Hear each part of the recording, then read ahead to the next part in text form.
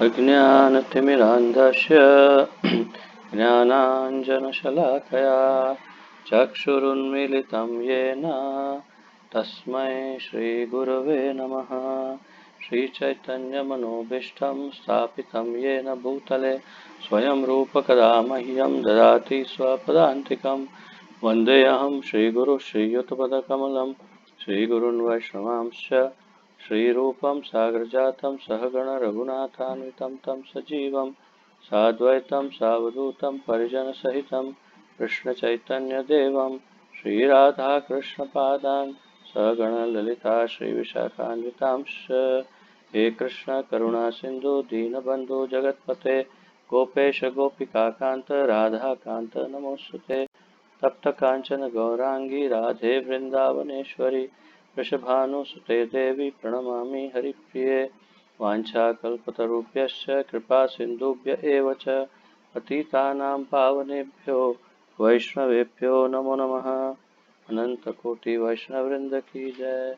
नमः ओं विष्णुपादाय कृष्णप्रेष्ठाय भूतले श्रीमते जयपताका स्वामिन् इति नामिने। नमो आचार्यपादाय निताय कृपाप्रदायने गौरकथाधामदाय नगरग्रामतारिणे। नमः ओं विष्णुपादाय कृष्णप्रेष्ठाय भूतले श्रीमते भक्तिवेदान्त स्वामिन् इति नामिने। नमस्ते सारस्वते देवे गौरवाणी प्रचारिणे निर्विशेषशून्यवादी पाश्चात्यदेशतारिणे।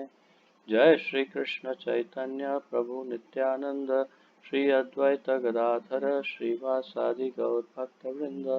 हरे कृष्ण कृष्ण कृष्ण हरे हरे हरे राम राम राम हरे हरे।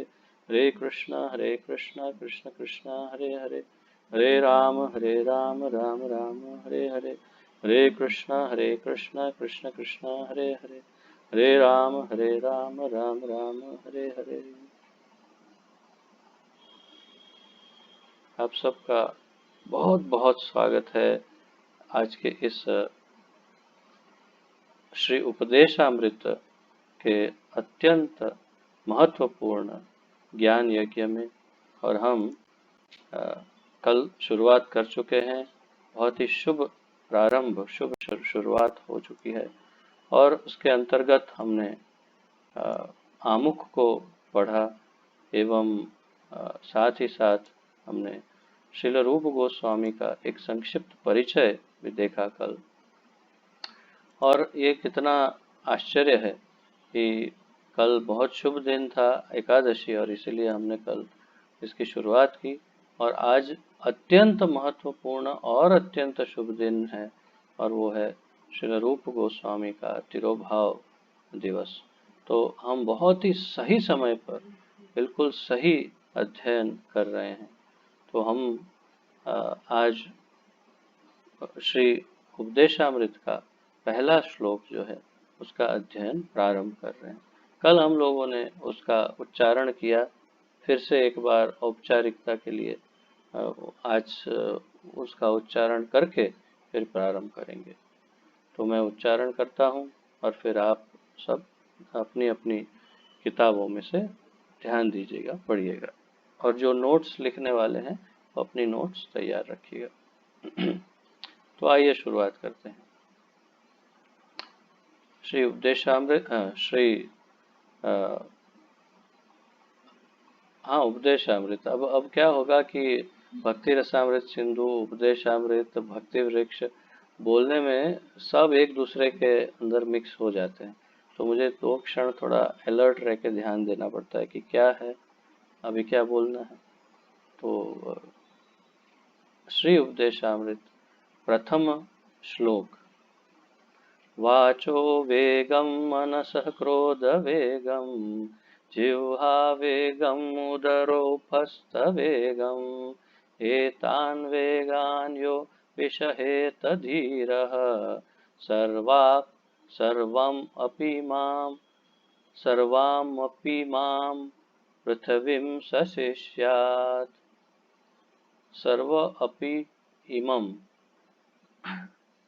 तो हमने कल एक एक शब्दों के अर्थ भी देखे, और ये भी बड़ा महत्वपूर्ण है, इसलिए इसमें भी हमेशा ध्यान देना चाहिए कि कभी भी प्रभुपाद जी की कोई भी ग्रंथ यदि आप पढ़ते हैं, जैसे कि भगवत गीता, भागवतम, चैतन्य चरितामृत या ये उपदेशामृत, तो इसमें संस्कृत श्लोक जब आते हैं तो एक एक श्लोक का अनुवाद, एक एक श्लोक का एक जो अनुवाद दिया है अलग से, उसे पढ़ेंगे तो आपका संस्कृत का ज्ञान जो है वो थोड़ा बढ़ेगा, और थोड़ा नहीं काफी बढ़ जाएगा। और फिर मेरा ये अ, अ, अनुभव है, उसमें मेरी कोई विशेषता नहीं है, ठाकुर जी की करुणा है कि उसके बाद एक समय ऐसा आता है कि जब श्लोक और उसका श्लोक पढ़ते ही उसका अर्थ समझ में आने लगता है, केवल श्लोक पढ़ करके, और फिर उसका अनुवाद पढ़ने की भी आवश्यकता नहीं पड़ती। तो हमेशा एक एक शब्द का अर्थ जो दिया होता है अनुवाद, वो भी पढ़ना चाहिए। थोड़ा समय ज़्यादा लगेगा परंतु ज्ञान काफ़ी बढ़ेगा। तो हमने पढ़ा कल एक एक शब्दों का अर्थ, इसलिए आज मैं नहीं पढ़ रहा और अनुवाद फिर से पढ़ता हूँ। अनुवाद श्रील प्रभुपाद जी द्वारा। श्रील प्रभुपाद की जय। वह धीर व्यक्ति जो वाणी के वेग को, मन की मांगों को, क्रोध की क्रियाओं को तथा जीभ, उदर उदर एवं जनेंद्रियों के वेगों को सहन कर सकता है, वह सारे संसार में शिष्य बनाने के लिए योग्य है। तो इसको तात्पर्य में जाए उससे पहले इसके अर्थ को फिर से एक बार देखते हैं। कल भी देखा था, फिर आज दोबारा देखते हैं कि वह धीर व्यक्ति जो वाणी के वेग को, अपने शब्दों को, मन की मांगों को, मन जहाँ जहाँ भटकता है, जो जो इच्छा व्यक्त करता है, और भगवत गीता में बहुत अच्छी चर्चा हुई है इसकी कि मन बलवान है कि इंद्रियां। तो इसके काफी श्लोक हैं, काफी चर्चा है।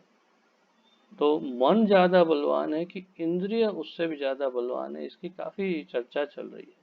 कौन किसको कंट्रोल करता है, कौन किसको भटकाता है। तो मन जो है वही प्रायः इंद्रियों को विषय भोग की तरफ खींचने का कार्य करता है। तो हम मन की मांगों की बात कर रहे थे, और फिर क्रोध। तो क्रोध की क्रियाओं, क्रोध किस प्रकार से क्या क्या योग्य तथा अयोग्य कार्यों में हमें खींच के ले जाता है क्रोध। और फिर जीभ, उदर एवं जनेंद्रियां, तो कल मैं आपको समझा रहा था कि जीभ, उदर और जनेंद्रियां एक ही लाइन में है, और जैसे आहार लेते हैं उसका वजन पेट पे आता है, और जनेंद्रियां उत्तेजित होके हमें भटकाती है। तो ये सारे जो वेग हैं उनको क्या करना चाहिए एक साधक को, एक भक्त को। तो ये सारा मामला जो है वो एक साधक के लिए, एक भक्त के लिए क्या योग्य है, क्या अयोग्य है, जैसे कल मैं बता रहा था, ये निर्देशिका है, ये यूजर्स मैनुअल, ये यूजर गाइड है जो श्रील रूप गोस्वामी ने हम भक्तों को दी है। तो ये हमारे लिए बहुत महत्वपूर्ण निर्देशिका है, और जिसमें बताया है क्या करना क्या नहीं करना। और सबसे पहली ही लाइन में, अर्थात पहले ही श्लोक में रूप गोस्वामी कह रहे हैं कि जो ये 6 वेगों को कंट्रोल कर लेता है वह सारे संसार में शिष्य बनाने के लिए योग्य है, अन्यथा नहीं। तो आइए तात्पर्य से शुरुआत करते हैं।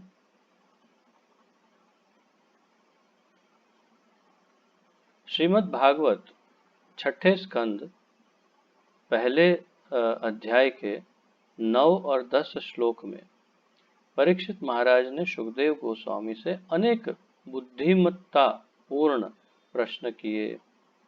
इनमें से एक प्रश्न था, यदि लोग अपनी इंद्रियों को वश में नहीं कर सकते तो वे प्रायश्चित क्यों करते हैं। प्रश्न आप समझिए, बहुत ही महत्वपूर्ण प्रश्न है, और आप समझने का प्रयास करिए। बुद्धिमत्ता पूर्ण प्रश्न प्रभुपाद जी कह रहे हैं। क्यों कह रहे हैं?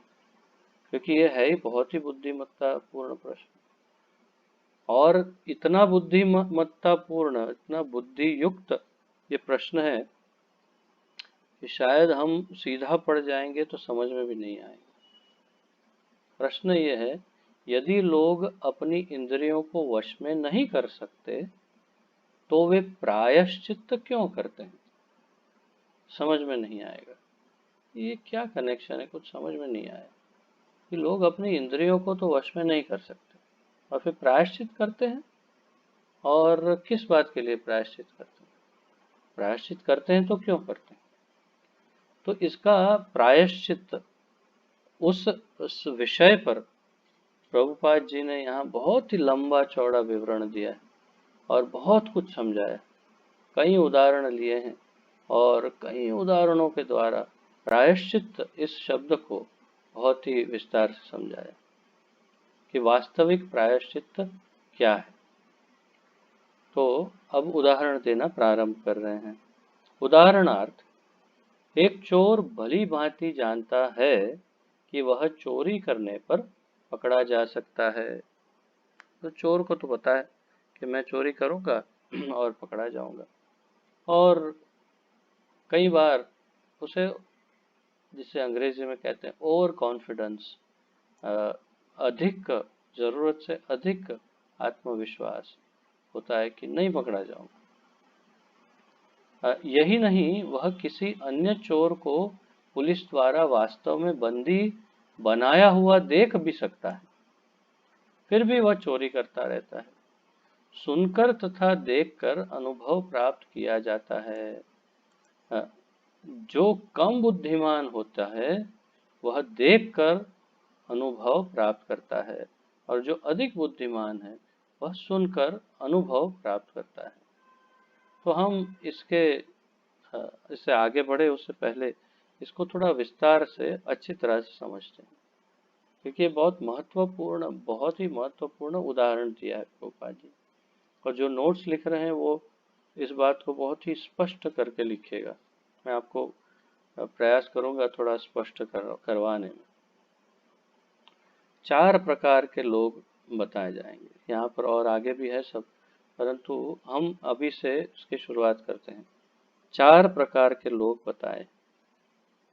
एक वह है जो सबसे अधिक बुद्धिमान, एक वह है जो बुद्धिमान है, एक वह है जो सामान्य है, और एक वो है जो बिल्कुल भी बुद्धिमान नहीं है, सामान्य भी नहीं है, बल्कि इसे हम कह सकते हैं कि वो बुद्धिहीन है, अर्थात कि वो मूर्ख है।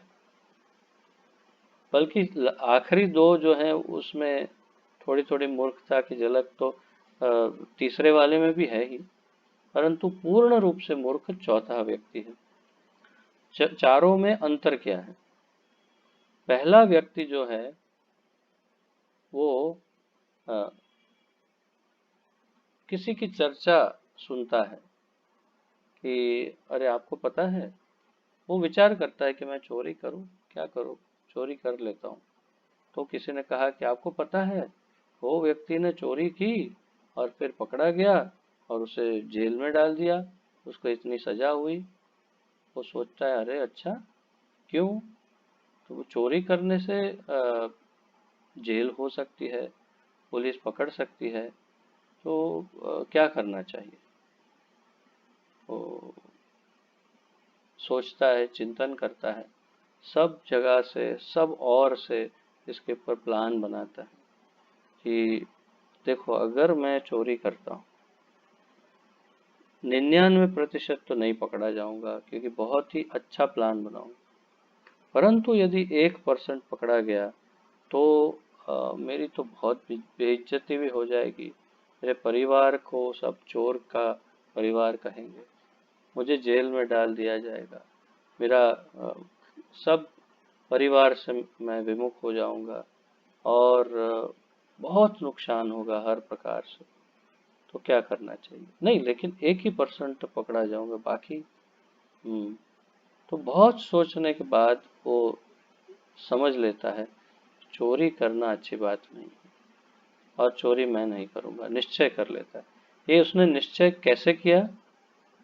मात्र सुनने पर, केवल सुना उसने कि चोरी करने से सजा हो सकती है और उसने ये आइडिया छोड़ दिया। दूसरी कैटेगरी का व्यक्ति है, उसने सुना लेकिन उसको लगा कि फिर भी ट्राई करने में क्या जाता है, एक काम करता हूँ, ट्राई कर ही लेता हूँ ताकि अ, मैं तो नहीं पकड़ा जाऊंगा, बाकी अन्य सब लोग पकड़े जा सकते हैं, मैं नहीं पकड़ा जाऊंगा। तो वो सोचता है, उतनी देर में वो पुलिस थाने से गुजर रहा होता है, उसके पास से वहाँ देखता है सब पुलिस वाले किसी को डंडा मारते हैं। पूछता है क्या हुआ क्या हुआ? बोले अरे ये चोरी करते पकड़ा गया और इसको अभी हम ले जा रहे हैं, उस पर केस चलाएंगे। वो सोच में पड़ जाता है, फिर वापस घर आता है, सोचता है कि नहीं यार, वास्तव में जो सुना था वो तो सत्य है, मैंने अभी अभी अपनी आंखों से देख लिया कि जो चोर है उसे पकड़ती है पुलिस और ले जाती है, तो क्या करना चाहिए? सोचता है नहीं नहीं, चोरी नहीं करना है, और फिर वो चोरी का आइडिया छोड़ देता है। तो उसने सुनने पर विश्वास नहीं किया, उसने अपने आप देखा, स्वयं अनुभव किया। देखने पर मतलब अब अनुभव का अर्थ है दृष्टि से देखा, तब उसने विश्वास किया। अब तीसरा व्यक्ति है, उसको सुनाया, उसने विश्वास नहीं, अरे क्या बात है, अब हम तो कभी नहीं पकड़े जाएंगे। और फिर दूसरे उसने देखा भी कि हाँ उसको उसको पकड़ के ले गई, बोले वो तो कमजोर चोर थे, उनको आया नहीं चोरी करना। ठीक है, तो अब वो क्या करें? तो खुद साहब जी ने चोरी कर ली, चोरी की और पकड़ा गया। जब पकड़ा गया, दो चार जबरदस्त डंडे पड़े यहाँ वहां पर, तो वो डंडे खा करके फिर उसकी अकल ठिकाने आई। ये क्या किया मैंने, मैं तो बहुत गलती कर दी बहुत बड़ी, अब मुझे इस रास्ते को छोड़ देना चाहिए और दूसरों को भी बताना चाहिए कि चोरी नहीं करनी चाहिए। उसके बाद वो निश्चय करता है कि अब मैं चोरी नहीं करूंगा। और जो चौथा प्रकार बताया, जो होपलेस केस जिसको बोलते हैं अंग्रेजी में, अर्थात कि जिसकी कोई उम्मीद नहीं है, जिसका ऊपर का माल मंजिल जो है वो पूरी तरह खाली ही है, ऐसे ही यहाँ पर सिर्फ हड्डी और मांस है, बुद्धि नहीं है। तो वो व्यक्ति क्या करता है, वो पकड़ा जाता है, मार खाता है, फिर बाहर निकलता है और बैठ के प्लान बनाता है कि अभी अगली चोरी कैसे करूंगा। फिर पकड़ा जाता है, फिर मार खाता है, फिर सजा होती है, फिर बाहर निकल के प्लान बनाता है। अरे जेल में बैठे बैठे ही प्लान बनाता है। अब तो उसको चाहे कुछ भी कर लो, वो समझने वाला नहीं, वो फोर्थ कैटेगरी। तो यहाँ पर उदाहरण हमें उसी प्रकार दे रहे हैं। तो आइए आगे भी पढ़ते हैं। अ, तो यही नहीं, किसी अन्य चोर को पुलिस द्वारा वास्तव में बंदी बनाया हुआ देख भी सकता है, फिर भी वह चोरी करता रहता है। सुनकर तथा देखकर अनुभव प्राप्त किया जाता है। जो कम बुद्धिमान होता है वह देखकर अनुभव प्राप्त करता है, और जो अधिक बुद्धिमान है वह सुनकर अनुभव प्राप्त करता है। जब बुद्धिमान व्यक्ति कानून की किताब तथा शास्त्रों के से सुनता है कि चोरी करना अच्छा नहीं है और चोर पकड़े जाने पर दंडित होता है, तो वह चोरी से दूर रहता है। कम बुद्धिमान व्यक्ति हो सकता है पहले पकड़ा जाए और दंडित हो ले, तब जाकर वह यह सीख पाए कि चोरी नहीं करनी चाहिए। किंतु धूर्त मूर्ख व्यक्ति सुनकर तथा देखकर अनुभव प्राप्त करने पर भी तथा दंडित होने पर भी चोरी करता रहता है। ऐसा व्यक्ति यदि प्रायश्चित्त भी करता है और सरकार द्वारा दंडित भी होता है, तो भी वह कारागार से निकलते ही फिर से चोरी करेगा। यदि कारागार के दंड को प्रायश्चित माना जाए तो ऐसे प्रायश्चित से क्या लाभ। अगर कारागार में बैठ के वो प्रायश्चित करे कि हाँ हाँ ये उचित नहीं किया, लेकिन बाहर निकल के फिर अगर चोरी का प्लान बनाए फिर चोरी करे, तो प्रायश्चित का या इन सजाओं का क्या लाभ। अतः परीक्षित महाराज ने पूछा, दृष्ट श्रुताभ्याम यत पापम जानप्यात्मनो हितम करोति भूयो विवशः प्रायश्चितमथो कथम। क्वचिन्नि वर्तते अभद्रात् क्वचिच्चरित तत्पुनः प्रायश्चित मनो प्रायश्चित मथो पार्थम मन्ये कुंजर शौचवत। तो ये एक एक शब्द जो इस श्लोक का है वो बड़ा समझने योग्य है और उसमें काफी गुह्य अर्थ है। तो जैसे दृष्ट श्रुताभ्याम यत पापम जान, तो एक दृष्ट हो वो सुनने पर भी और जानने पर भी और अनुभव करने पर भी वो पाप छोड़ता नहीं है। और फिर प्रायश्चित मथो कथम, तो ये प्रायश्चित करने का प्रयास करता है तो उसका फायदा क्या है। और उसके बाद में उदाहरण दिया क्या, किसका, मन्ये कुंजर शौचवत, अर्थात ऐसा जो प्रायश्चित है वो एक हाथी के स्नान के समान है। कुंजर अर्थात हाथी, कुंजर शौच अर्थात हाथी के स्नान के समान माना गया है। तो अर्थात ऐसा प्रायश्चित कोई फायदा नहीं करता। तो उन्होंने प्रायश्चित की तुलना हाथी के स्नान से की है। हाथी भले ही नदी में भली भांति स्नान कर ले, किंतु जैसे ही वह किनारे पर पहुंचता है वह अपने पूरे शरीर पर धूल छिड़क लेता है। तो इस स्नान से क्या लाभ हुआ। इसी प्रकार अनेक आध्यात्मिक अनुशीलन करने वाले हरे कृष्ण महामंत्र का जप कीर्तन करते हैं और साथ ही यह सोचकर अनेक निषिद्ध कर्म भी करते हैं कि उनके जप से उनके सारे पाप नष्ट हो जाएंगे।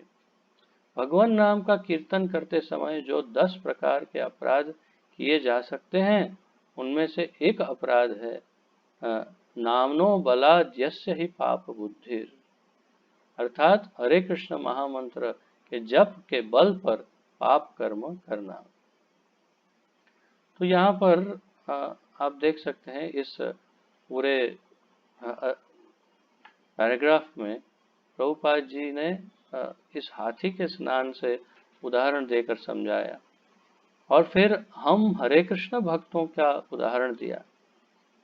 कल जैसे मैं आपको उदाहरण दे रहा था, कल नहीं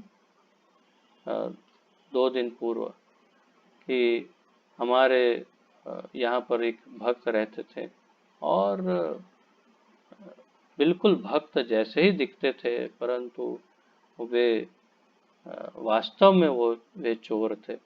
तो इसी प्रकार कई भक्त जो वास्तव में भक्त हैं कि नहीं वो कह पाना बहुत कठिन है। उनके ड्रेस से वे भक्त जैसे प्रतीत होते हैं, परंतु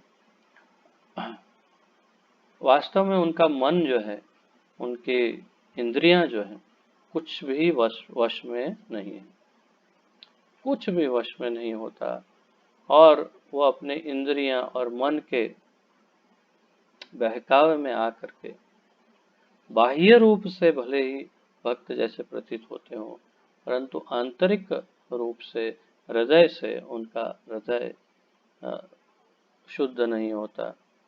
परंतु कभी कभी थोड़ी अच्छाई होने के कारण पश्चाताप होता है। पश्चाताप करने के लिए फिर वे थोड़ी माला अधिक कर लेते हैं और उपवास कर लेते हैं और फिर भगवान के सामने बोल देते हैं कि ये अच्छा नहीं हुआ। और 2 4 6 दिन 8 दिन महीना 2 महीना के बाद, क्योंकि अंदर का स्वभाव बदला नहीं, अंदर के अवगुण दुर्गुण गए नहीं, अनर्थ निवृत्ति हुई नहीं, तो और अपनी इंद्रियों को जीता नहीं। सबसे महत्वपूर्ण बात यह है कि इंद्रियों को जीतना, इंद्रियों पर वश अपने वश में कर लेना। तो वास्तव में इंद्रियों को जीत नहीं पाया और इसीलिए थोड़े समय में फिर से कोई अपराध करता है, फिर सोचता है अरे ये क्या कर दिया मैंने, थोड़ी माला आज 64 माला करनी पड़ेगी, मुझसे ऐसा बड़ा वो बुरा काम हो गया, और एकादशी निर्जल कर लेता हूँ इस बार तो मेरे सारे पाप धुल जाएंगे। और फिर निर्जल एकादशी कर लेते हैं और 64 माला कर लेते हैं और फिर सोचते हैं कि अब तो हो गया होगा, क्योंकि शास्त्रों में बोला है ना, भगवान का नाम जप करने से सारे पाप धुल जाते हैं। और एकादशी तो पाप मोचनी एकादशी के दिन मैंने उपवास कर लिया, तो अब तो मेरा पाप गया, पाप मोचन हो गया, तो अब मुझे चिंता नहीं है। और थोड़े समय में फिर से वही पुनरावर्तन। तो ये हाथी के स्नान के बराबर की भक्ति है कि हाथी नदी में घंटा 2 घंटा स्नान करने के बाद बाहर निकल करके सबसे पहला कार्य क्या करता है, उसको लगता है ये रेत जो, जैसे हम टेल्कम पाउडर डालते हैं ना नहाने के बाद कभी कभी, तो ऐसे ये सोचता है कि ये मेरा टेल्कम पाउडर है बोल के रेत धूल जो है पूरे शरीर में छिड़क लेता है। तो स्नान करने का क्या फायदा हुआ, कोई भी फायदा नहीं हुआ। तो हम साधकों को, हम भक्तों को यही ध्यान में रखना है। और वास्तव में हम अपनी इंद्रियों को जीत पाते हैं कि नहीं, वही महत्वपूर्ण है। तो बहुत ध्यान रखना है। अब जैसे मैं ये क्लास की तैयारी करने के लिए श्रील भक्ति रसामृत महाराज के लेक्चर सुन रहा था, तो उन्होंने अच्छे अच्छे उदाहरण दिए। एक उन्होंने अपना जीवंत उदाहरण दिया। एक कहीं पर उन्होंने पढ़ा था कि एक चोर जो है 26 बार जेल जा चुका है और उसका जो रिकॉर्ड है वो पाया गया पुलिस रिकॉर्ड में कि बहुत ही अच्छा है।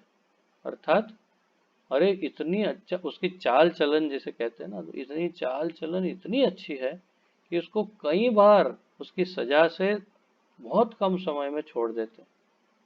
क्यों? क्योंकि इतना श्रेष्ठ व्यक्ति है वो, जेल में इतना अच्छा रहता है, बाहर निकल के तुरंत प्लान बनाता है, चोरी करता है, पकड़ा जाता है, फिर अंदर चला जाता है।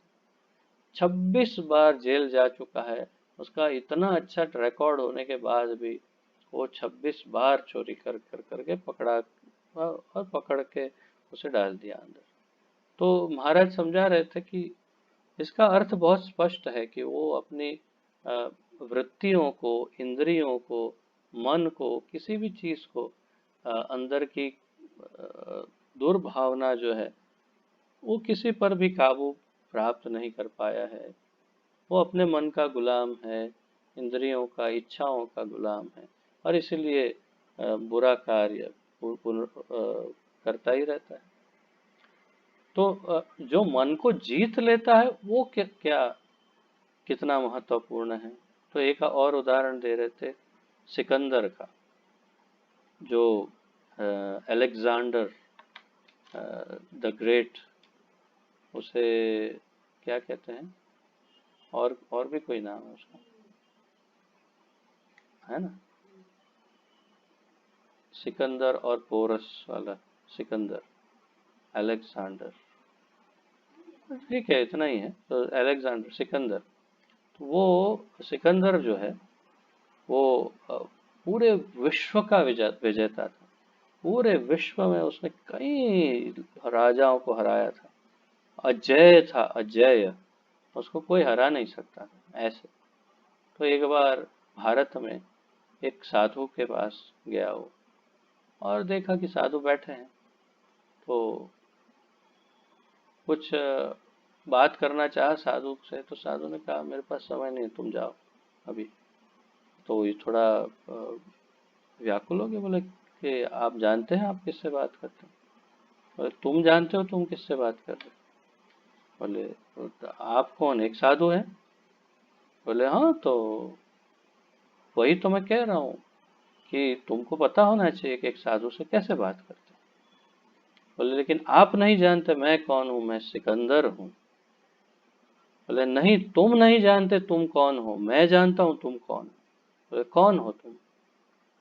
तो बहुत क्रोधित हो गया था इतनी देर में तो सिकंदर। तो महाराज, ये बाबा ने कहा, साधु ने, कि तुम मेरे नौकर के नौकर हो।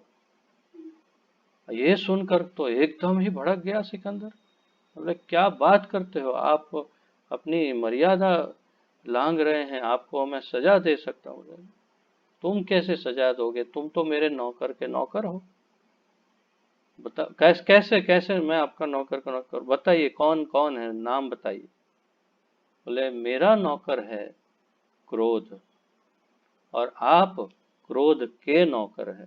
तो आप हुए कि नहीं मेरे नौकर के नौकर?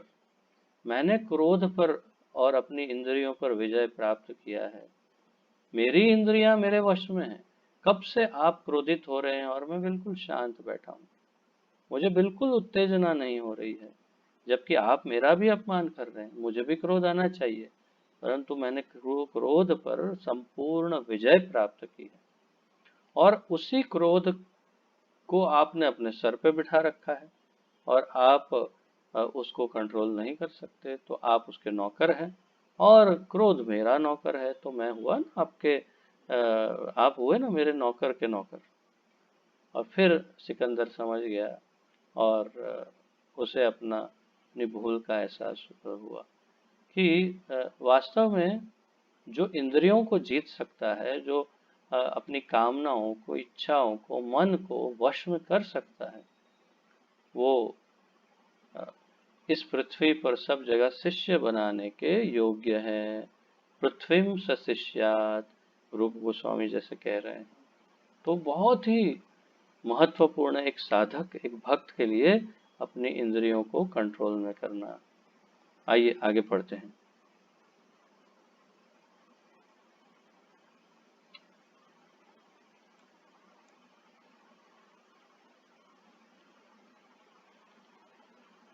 इसी प्रकार अनेक आध्यात्मिक अनुशीलन, हाँ ये भी हमने पढ़ा, और कैसे हरे कृष्णा महामंत्र जपते हैं, नाम के बल पर पाप करते हैं। नाम नाम बलाद यस्य ही पाप बुद्धि।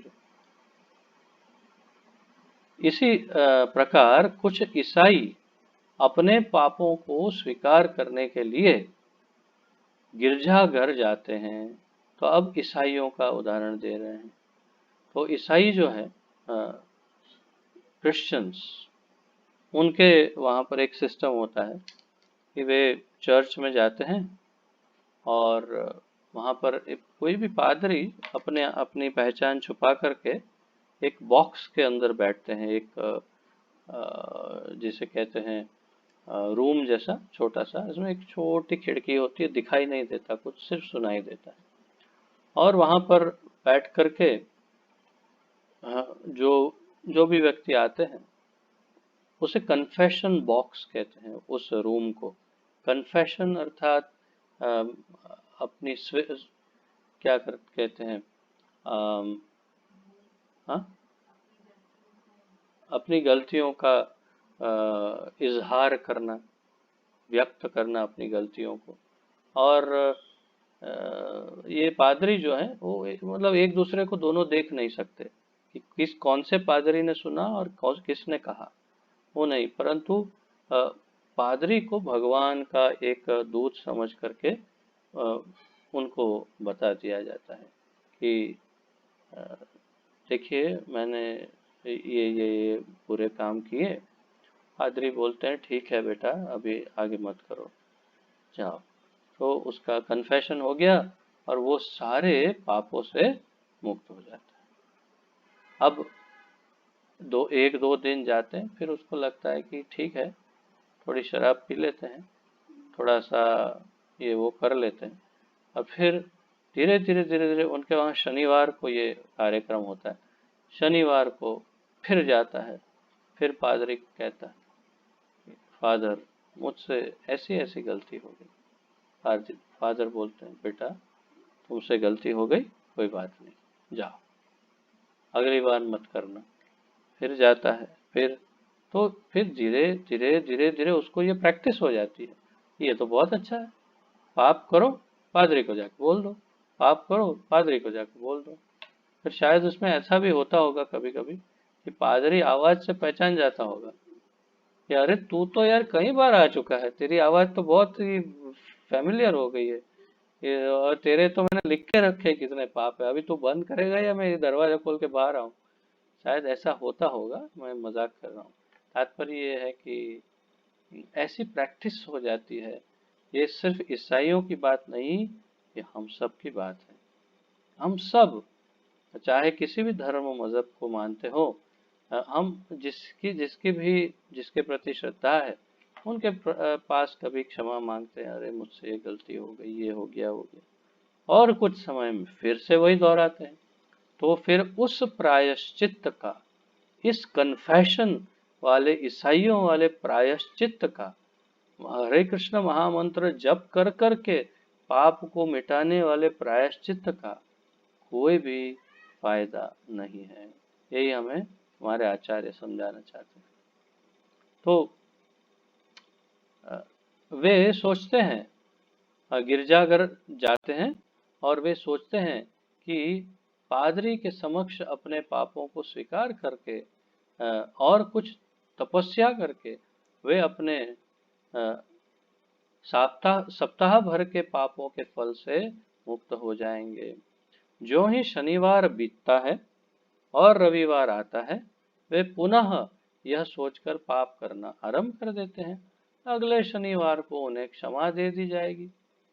तो परीक्षित महाराज जो अपने समय के सर्वाधिक बुद्धिमान राजा थे, उन्होंने इस प्रकार के प्रायश्चित्त की भर्त्सना की है, अर्थात उसकी निंदा की है। सुखदेव गोस्वामी जो समान रूप से बुद्धिमान थे और जो महाराज परीक्षित के योग्य गुरु थे, उन्होंने राजा के प्रश्नों का उत्तर दिया और इसकी पुष्टि की कि प्रायश्चित के विषय में उनका कथन सही था। पाप कर्म का निराकरण पुण्य कर्म से कभी नहीं किया जा सकता।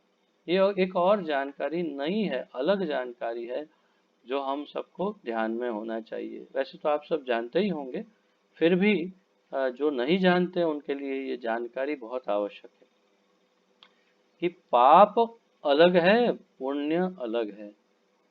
चाहे हजारों लाखों पुण्य कर लो और एक आध दो पाप करो, तो वो एक दो पाप का भी फल भोगना है, वो सारे पुण्यों का भी फल भोगना है।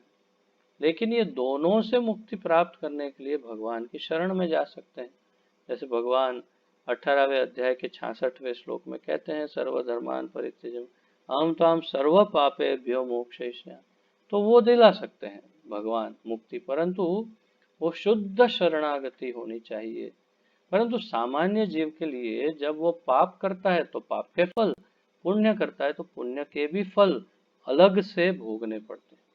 तो इस सिलसिले में इस विषय पर ये राजा नृग की कथा भागवत में बताई है, तो आपने अवश्य सुनी होगी, मैंने भक्ति वृक्ष में पहले भी बताई है कि वो दानवीर थे, दान करते थे।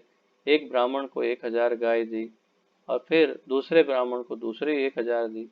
तो ये 1000 में से एक गाय चल करके दूसरे टोली में घुस गई, तो एक ही गाय दोनों को दे दी। अब ये ब्राह्मण ने काउंट किया तो 999 हुआ, दूसरे ने काउंट किया तो उसके 1000 बराबर हो गए। तो ये आया राजा के पास, मेरी तो एक गाय कम है, तो आपने उसको दे दी। और उसने काउंट की तो बोले मेरी तो बराबर है, बोले नहीं ये तो मेरी है, बस उनका झगड़ा शुरू हुआ। राजा ने कहा आप दोनों को मैं 10-10 हजार 1-1 लाख गाय दे दूंगा, आप चिंता छोड़ो, आप समाधान कर लो। ब्राह्मण ने कहा हम ऐसे भिखारी थोड़ी हैं, हम लोग ऐसे समाधान नहीं करेंगे, ये आपका दोष है, इसलिए ये लो अपनी गाय वापस, और हम तो चले यहाँ से और तुम पाप भोगो। तो दोनों ब्राह्मणों ने गायों का त्याग किया और राजा को पाप लग गया। और फिर जब यमपुरी गए, चित्रगुप्त जी ने बताया कि आपका एक बैलेंस है पाप, बाकी सारे पुण्य ही पुण्य, आप बोलो क्या पहले भोगना है। तो उन्होंने सोचा चलो ऐसा करते हैं, पहले पाप भोग लेते हैं, जो कम है उसे पहले खत्म करते हैं, फिर बाद में पुण्य तो मजा करेंगे। तो उन्होंने कहा चलो ठीक है। तो उनको ऐसा पाप था ये कि उनको द्वारिका में एक कुएं के अंदर उनको एक बहुत बड़ी जिसे हम सामान्य भाषा में छिपकली कहते हैं या घो कहते हैं, तो ऐसी बड़ी घो जैसे शरीर को प्राप्त करके कुएं में निवास किया।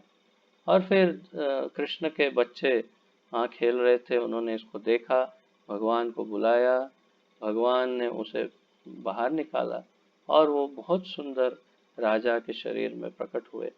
और फिर उन्होंने अपनी पूरी कथा बताई। परंतु तात्पर्य क्या है, हम उस कथा में नहीं है, हम तात्पर्य ये इसका निष्कर्ष, इसका निचोड़ ये है कि पाप तो भोगना ही है, पुण्य फिर अलग से भोगना है। तो आपने 100 पाप किए, 100 पुण्य करने से वो पाप नष्ट हो जाएंगे, ऐसा कोई इक्वेशन, ऐसा कोई समीकरण, ऐसा कोई गणित कहीं चलता नहीं है। तो प्रभुपाद जी ये स्पष्ट कर रहे हैं कि पाप कर्म का निराकरण पुण्य कर्म से कभी नहीं किया जा सकता। अतएव असली प्रायश्चित तो हमारी सुप्त कृष्ण भावना को जागृत करना है। हमारी सोई हुई जो कृष्ण भावना है, कृष्ण प्रेम है, उसे जागृत करना ही मूल उद्देश्य है, और वही असली प्रायश्चित है। क्यों कि मैं इतने जन्मों जन्मांतर से, हे ठाकुर जी, आपका अंश, आपका दास, आपका नित्य सेवक, कई जन्मों जन्मांतर से कई कई योनियों में भटक रहा हूँ। इस पाप और पुण्य के फेरों में बार बार सुखी और दुखी होता रहता हूँ।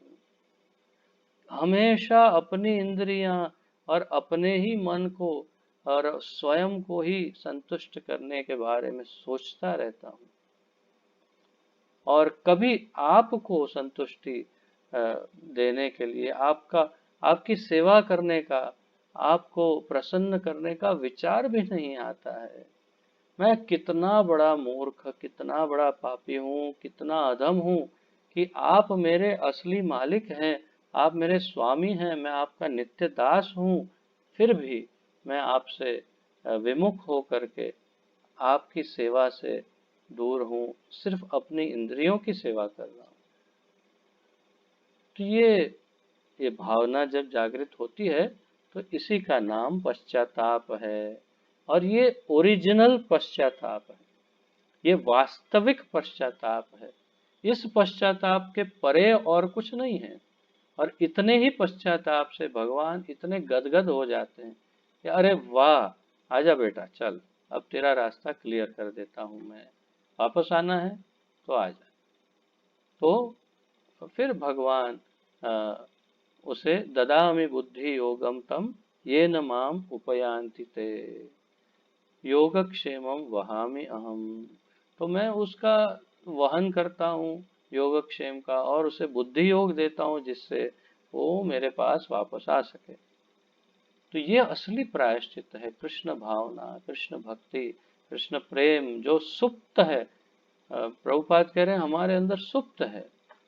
जैसे श्री चैतन्य महाप्रभु कहते हैं, नित्य सिद्ध कृष्ण प्रेम साध्य कबू न है, श्रवण आदि शुद्ध चित्ते करह उदय।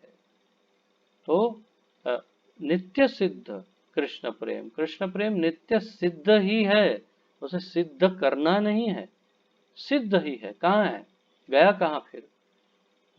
नित्य सिद्ध कृष्ण प्रेम साध्य कबू न है, वो साध्य नहीं है, वो हृदय में है, सबके हृदय में, सभी जीवों के। तो कैसे कहाँ से जागृत होगा? वो सुप्त है, सो गया है, सोया हुआ है, और इसे जगाना पड़ेगा। कैसे? श्रवण आदि, श्रवण कीर्तन आदि नवधा भक्ति से या भक्ति योग से श्रवण आदि शुद्ध चित्ते, और चित्त शुद्ध हो। जैसे अभी अभी मैंने जो डायलॉग कहा ना कि भगवान में पश्चाताप, तो चित्त शुद्ध हो गया। तो श्रवण आदि शुद्ध चित्ते करह उदय, तो इसे उदय जगाना है। बस इतना ही है, कृष्ण प्रेम हृदय में बैठा है, और ये वास्तविक प्रायश्चित्त है प्रभुपाद जी के अनुसार, और इसे हमें जागृत करना है। तो असली प्रायश्चित्त तो वास्तविक ज्ञान की प्राप्ति है, और इसकी एक प्रामाणिक विधि होती है। जब कोई नियमित रूप से स्वच्छ रहने की प्रक्रिया का पालन करता है तो वह बीमार नहीं पड़ता। मनुष्य जीवन कुछ निश्चित सिद्धांतों के अनुसार स्वयं को अपने मूल ज्ञान को पुनर्जागृत करने के निमित्त होता है। ऐसे नियमित जीवन को तपस्या कहा जाता है। तो तपस्या किसे कहते हैं, उस प्रश्न का उत्तर यहाँ है। अगर आप नोट्स लिख रहे हैं तो इसे अलग से लिख सकते हैं। तपस्या किसे कहते हैं? मनुष्य जीवन के कुछ निश्चित सिद्धांत के अनुसार अपने मूल ज्ञान को पुनर्जीवित करने के निमित्त होता है। ऐसे नियमित जीवन को तपस्या कहा जाता है। तो जो नियमित जीवन से, नियमित अर्थात, और अनियमित का अर्थ क्या है? कभी भी उठ गया, कभी भी नहाने चला गया, कभी भी खाने बैठ गया, कभी भी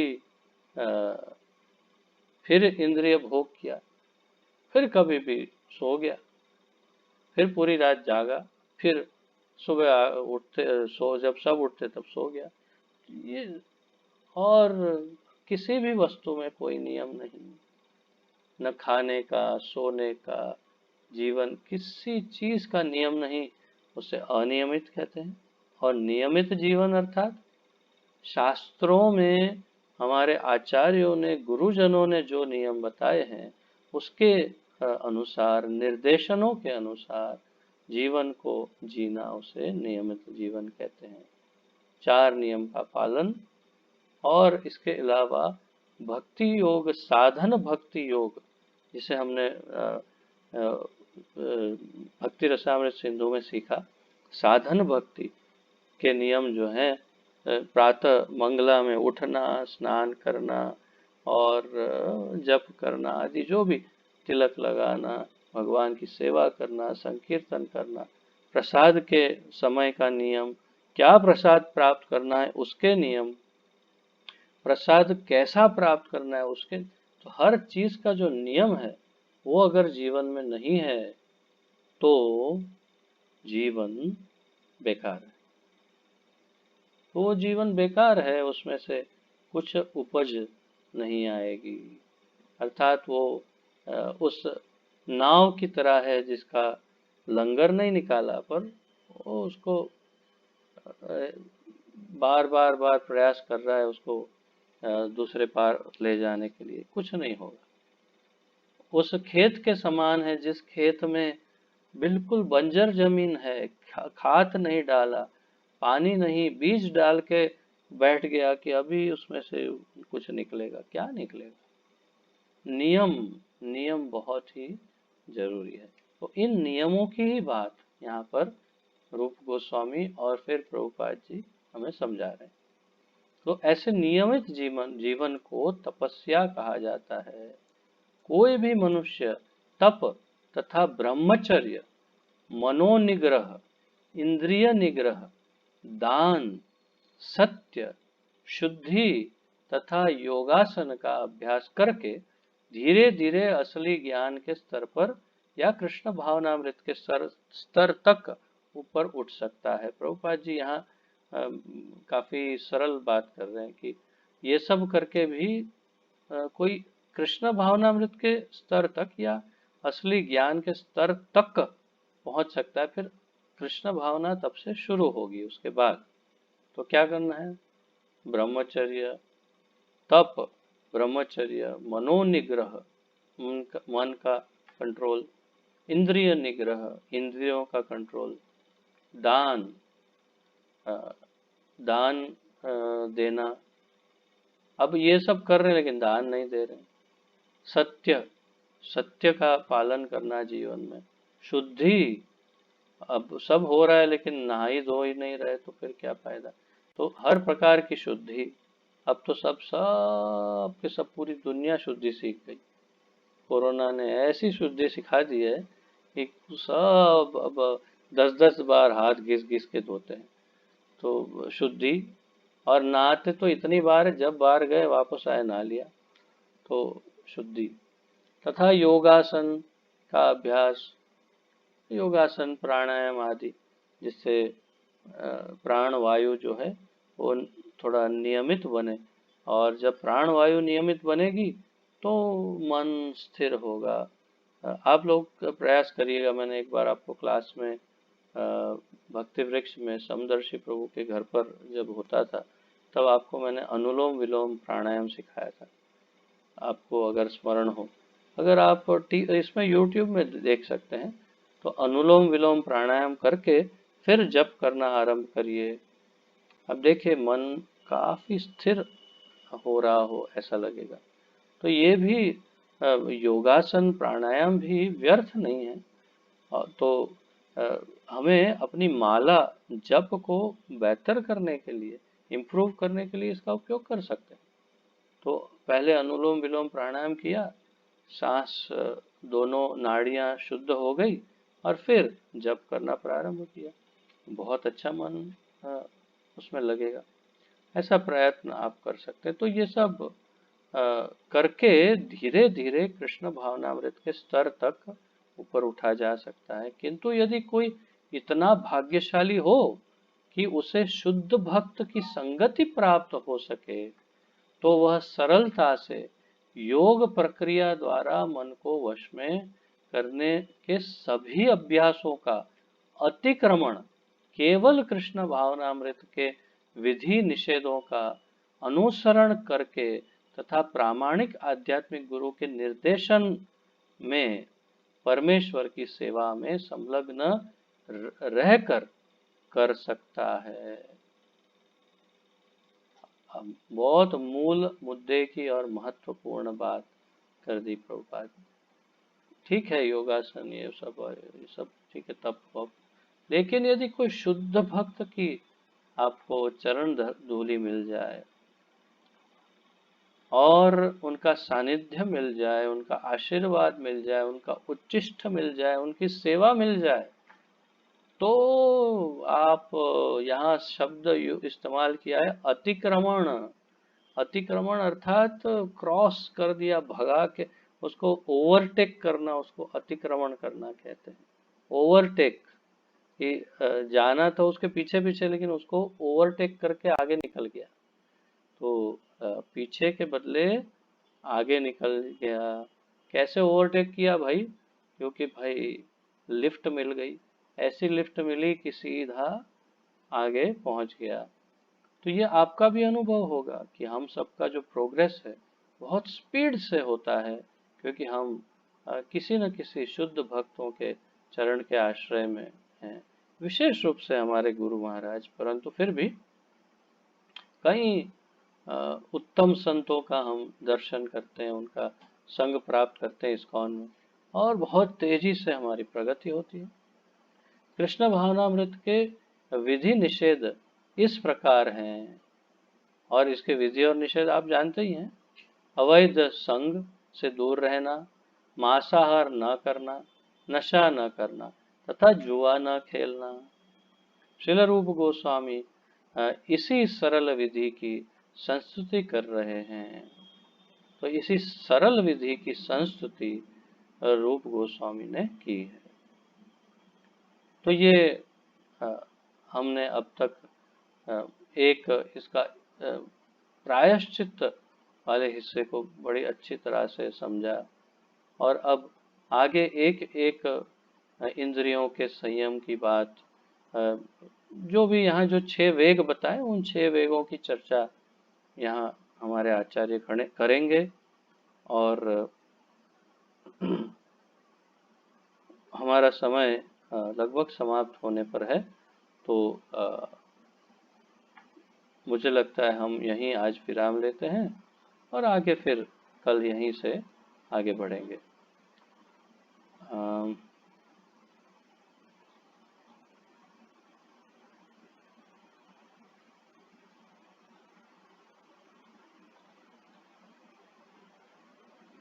आगे वाणी का और फिर मन की संयमता का, और काफ़ी है, बहुत अच्छे अच्छे उदाहरण दिए हैं। कल आगे बढ़ते हैं। किसी का कोई प्रश्न आदि हो तो पूछ सकते हैं, अन्यथा फिर हम विराम लेंगे। किसी का कोई प्रश्न आदि है?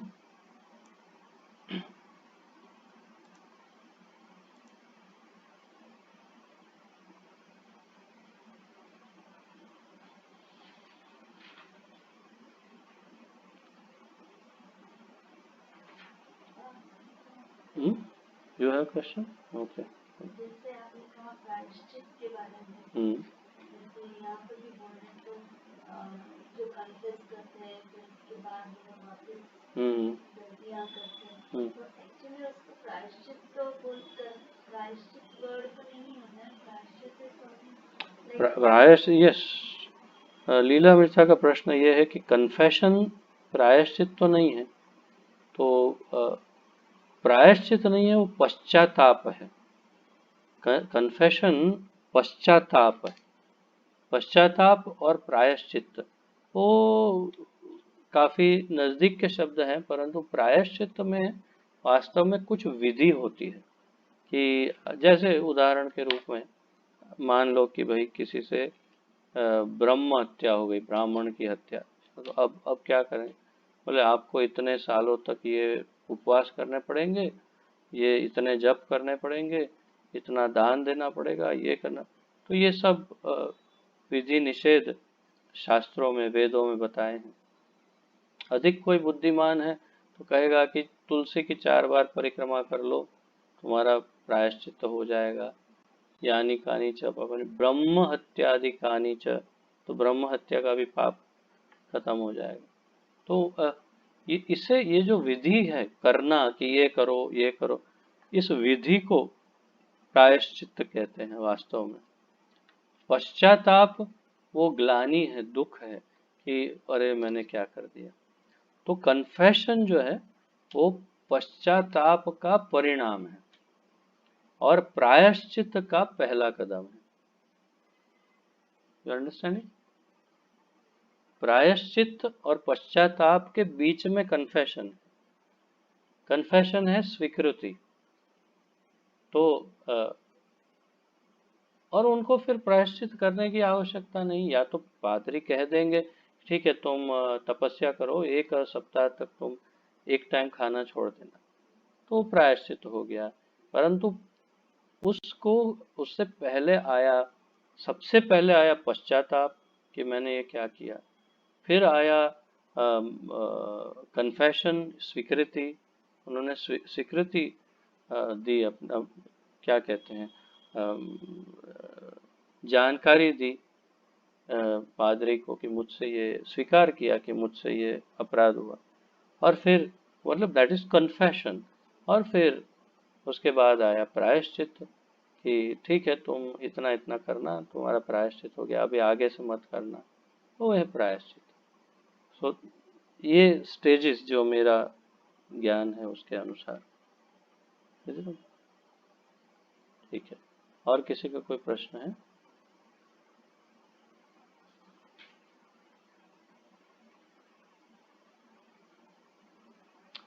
ठीक है, तो प्रायश्चित्त करना पड़े ऐसे काम ही मत किया करो। पहले ही अपनी इंद्रियों को और मन को कंट्रोल में रखने का प्रयास करिए, हम सब। और इसके लिए श्रील रूप गोस्वामी से भिक्षा मांगते हैं कि हमें ऐसा ज्ञान दीजिए, ऐसी बुद्धि दीजिए, ऐसी हम पर करुणा कीजिए कि हम हमेशा भगवान को प्रसन्न कर सके और कभी ऐसे कोई कार्यों में उलझ ना पाए। तो आज श्रील रूप गोस्वामी के तिरोभाव दिवस पर बारंबार उनके पावन चरणारविंद पर अनंत कोटि सर्वांग दंडवत प्रणाम निवेदन करते हुए हम उनकी चरण रज शिरोधारी करते हुए उनसे प्रार्थना करते हैं कि हम पर उनकी असीम कृपा हमेशा बनाए रखे। श्रील रूप गोस्वामी प्रभुपाद की जय। पतित पावन अभय चरणारविंद भक्ति वेदांत स्वामी श्रील प्रभुपाद की जय। श्री उपदेशामृत की जय। पतित पावन गुरु महाराज की जय। अब सब भक्तों की जय हो। निताय गौर प्रेमानंदे। हरि हरि बोल। हरे कृष्णा। आप सबको कोटि कोटि दंडवत प्रणाम। धन्यवाद।